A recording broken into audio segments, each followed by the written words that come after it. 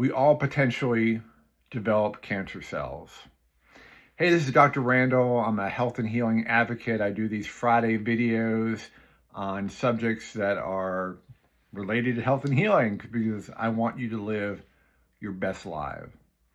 And so today I want to talk about cancer because there's still so many misconceptions about cancer. And the biggest one is that cancer is genetic, and that's simply not true. For a very small percentage of cancers, it is still true. But for the vast majority of cancers, it is not. What causes it? Diet and lifestyle issues.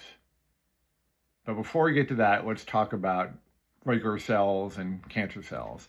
So we have 50 to 100 trillion cells in our bodies at any given time, and they are constantly reproducing, doing their job, dying off, the next generation and the next generation. And the problem happens, the big C happens, when a cell mutates and doesn't do what it's supposed to do. It doesn't die off. And so we have a problem.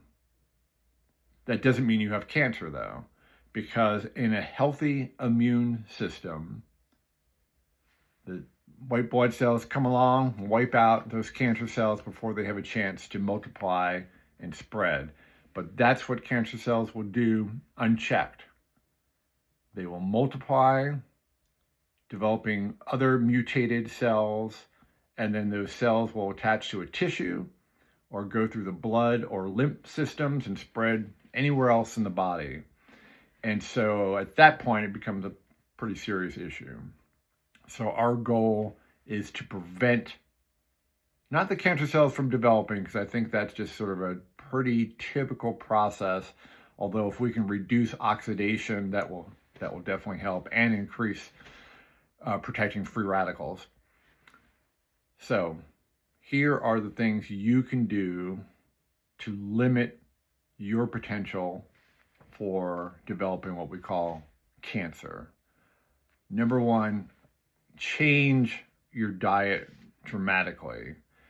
Start cooking mostly from scratch at home with the highest ingredients possible, and limit your exposure to ultra-processed foods and ultra-processed sugary beverages.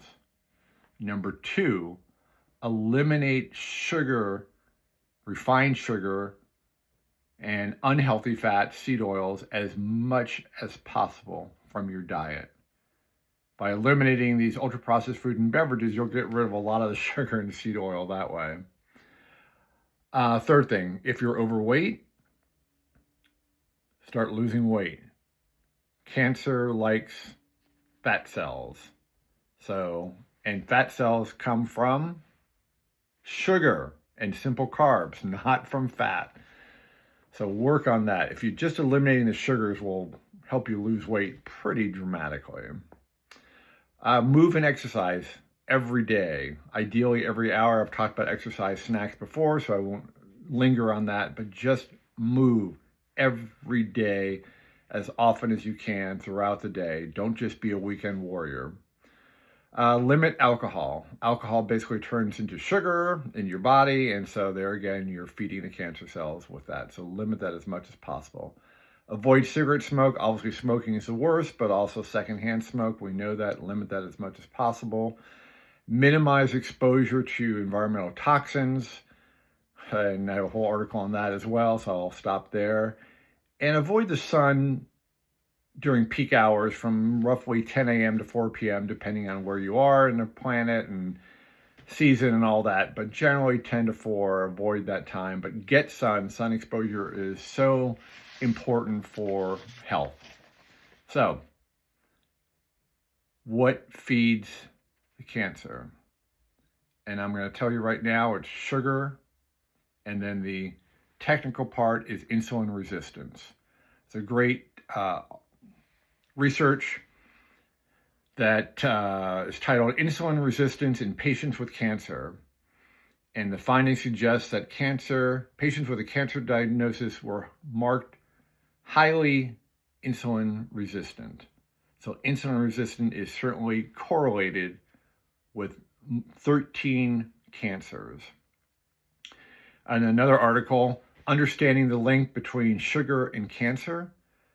The researchers found that excess sugar consumption can lead to the development of cancer and the progression of the disease. This is why I hate when oncology labs give out lollipops and candy to cancer patients. It's ridiculous.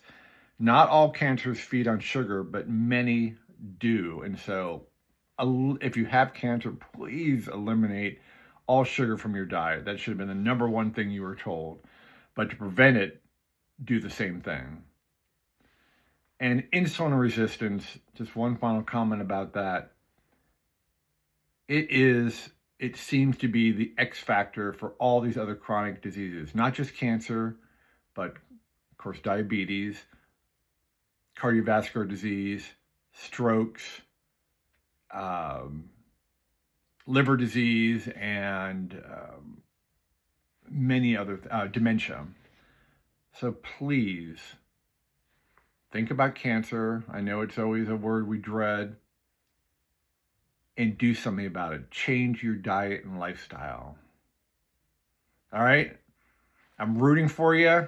I want you to join the healing revolution. I want you to be on that healing revolution diet. I want you to live your best, happiest, healthiest, healed lives.